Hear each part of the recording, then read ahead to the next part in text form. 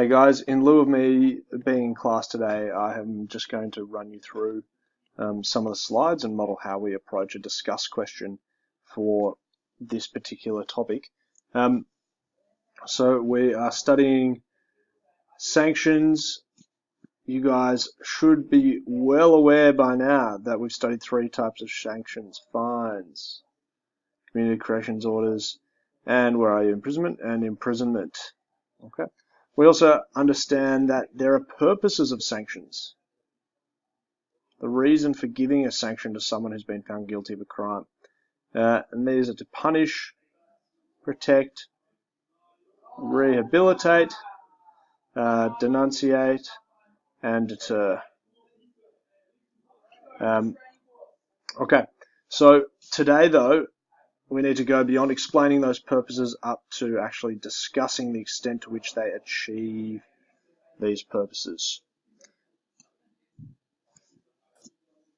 Alright, the reason I have a pentathlete here, pentathlon is an event at the Olympics where athletes have to compete in 5 separate events, is that we can consider each of these different events like a purpose. A certain athlete or a sanction may be very effective at achieving some purposes. So this athlete may be very effective at the running leg and the swimming leg, less effective in the show jumping, fencing, and shooting legs. When we're evaluating this athlete as a whole, we have to take into account all of the different events, just like when we are evaluating, when we're discussing the ability of a sanction to achieve its purposes, we need to consider multiple different purposes. We're not just focusing on one event, we're looking at a whole range of different purposes. Pentathlon, so weird. Okay. I'm going to now run you through how we would approach discussing the ability of a sanction to achieve its purposes. We're going to focus on imprisonment. Imprisonment is a good one because it can incorporate all the 5 different purposes. If we're looking at a different sanction, such as a fine leans more towards deterrence and punishment rather than having much to do with protection when you're sort of focusing on it. So, all right. So the first thing I do obviously is identify the purposes of imprisonment: to punish, protect, rehabilitate, deter, and denunciate. And in my discussion, because I know to discuss means both sides, and you can see that reflected in my plan here. On the one hand, it achieves; on the other hand, it does not achieve. However, it does not achieve. Firstly, imprisonment clearly achieves punishment. Okay, it is the harshest sanction. Still getting used to this. This tablet. It is the most severe form of punishment that we dish out. Obviously, we don't have capital punishment. We don't have the death penalty. So this is as severe as it gets. We are removing someone's freedom entirely. Prison, when I went and visited the jail and spoke with the maximum security prisoners last year, what they spoke about the most was how boring it is in prison. You don't have the internet. They don't get that much time out in the yard. And the programs available for them to do are really low-level sorts of certificates that often they might have already done through vet programs in high school. It is that loss of liberty, that loss of freedom, which is a really severe punishment. When I'm discussing the extent to which it achieves its purposes, I don't need to look at how it does not achieve punishment. It's a severe punishment. It clearly achieves this purpose. I'm not going to get into any sort of Herald Sun style arguments about how prisoners have it easy and they've got a comfy bed, etc. It's just rubbish. All right. It also achieves protection to some extent, right? Because it removes potentially violent individuals from the community. And if we've removed them from the community, we are protecting the community.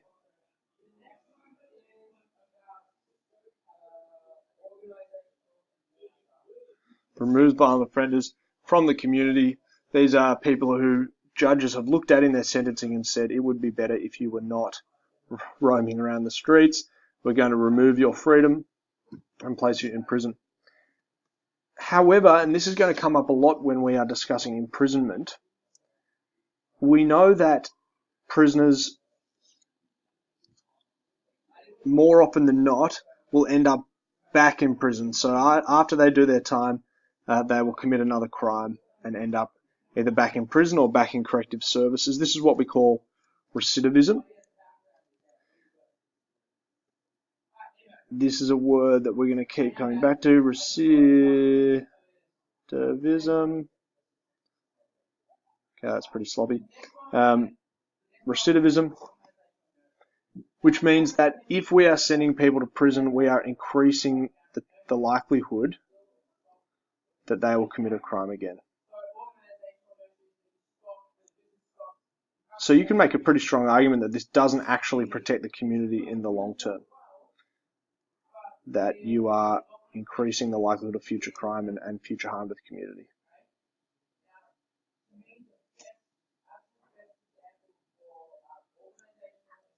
All right, let's move on to rehabilitation. Rehabilitation is a tough one because prison is sold as a means of rehabilitating someone. Often what is advertised are, there are some programs for prisoners where they can maybe get their construction white card. These are educational programs and get qualifications. Like I said, the reality is that these programs are severely underfunded and they're pretty insignificant. There's another argument as well that it gives people who have been found guilty of crime a chance to reflect on their actions. That's sort of the traditional theory behind imprisonment. However, if we know, again, this word recidivism, I'll have another go at writing, recidivism. If we know the recidivism rates are so high, then are we actually rehabilitating prisoners? And the answer, I think, is fairly clearly no. I want to show you a graph now. Here, this is from the Sentencing Council of Victoria. This shows that 43.6% of prisoners, sorry, I'll move that back. I'll stop that up. Okay, 43.6% of prisoners in Victoria return to prison within 2 years of being released. 57% end up in corrective services, so maybe back on a community corrections order. That's a huge amount of people who have not been rehabilitated by going to prison. Actually, it's meant that in their future there's more likely to be crime. Another stat that we can look at is you can compare that to community corrections orders.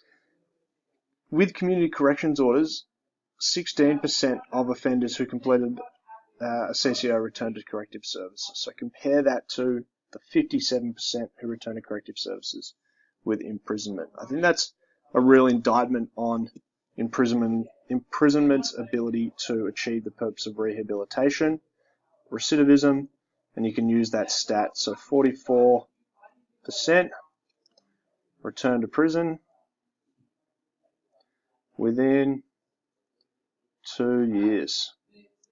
That's an extraordinary statistic. Okay. Let's move on to deterrence now. So, the idea behind deterrence is because it is such a severe sanction, people should stop and think to themselves before they commit an act, well, if I do this, I will go to prison, so I'm not going to do that. Now, a lot of the research says that this is not how people think. Nonetheless, you could argue that it does achieve general deterrence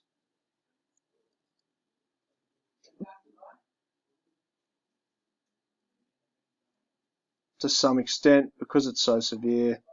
It should, in theory, put people off committing crimes. Okay. On the other hand, again, because of the number of people who go on to commit crimes again, being sent to prison is obviously not acting as a specific deterrent. It's not achieving specific deterrence for individuals. Individuals are committing crimes again, despite a judge sentencing them to prison.